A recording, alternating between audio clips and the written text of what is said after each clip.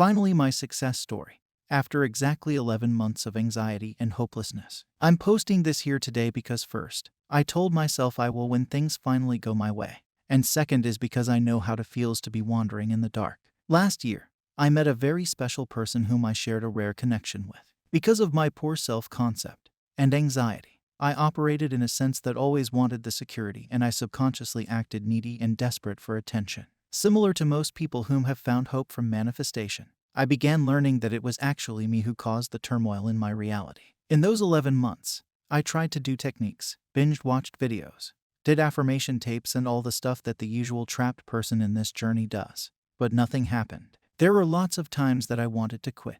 Lots of times I listened to the voice in my head saying it's impossible. Until one day I started to stop caring that much. I was watching an inspirational program on YouTube, where they were talking about a book that weirdly resonated with me sometime around November. It's The Untethered Soul by Michael Singer. There he talked about the thorns, which pretty much is the reason for why we are doing the things we are doing. He mentioned about why we feel pain, and how we should embrace it, rather than tampering it to avoid feeling uncomfortable. For months I didn't know how to let go, and in the book he discussed how it was just to not make excuses for yourself, and accept that things are happening through you, and that uncomfortable feelings are not bad. They just indicate that you have trapped emotions you haven't released, which explains why the energy could not flow properly. I began trying to apply what he was saying, and just like a rolling tape I saw my experiences flash before me. That led me to how I am right now. Why was I so aloft before? Why was I seeking so much? Why was I so afraid? It unfolded to the root cause of my behavior, and from there I did not resist. I stopped doing anything that would make the pain stop. I embraced the pain until the internal thorns came off, and I felt so free again. He also talked about the intentions that we set for the things that we do. And why do we feel pain at the smallest of things?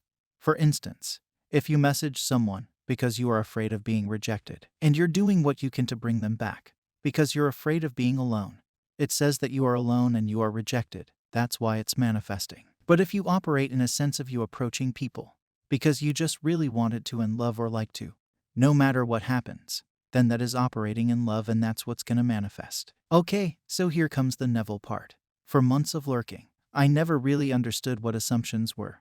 Not until last week when my friend and I were talking about her belief about her husband not being capable of cheating on her because he loves her so much. She's someone who is not familiar with the law, yet I see her manifesting her desires effortlessly. Then it clicked for me. I started thinking that my struggles fix themselves when left alone, and that I am worthy of the things that I want, and things doesn't have a choice but to be okay. Fast forward 3 days ago. I was in the same city where my SB was living. I saw my Insta story. I gather up my thoughts. Said to myself, I'm doing this because I like to, not because I'm desperate for him to be back. Whatever happens, I'm okay. It won't kill me. I shot the fire.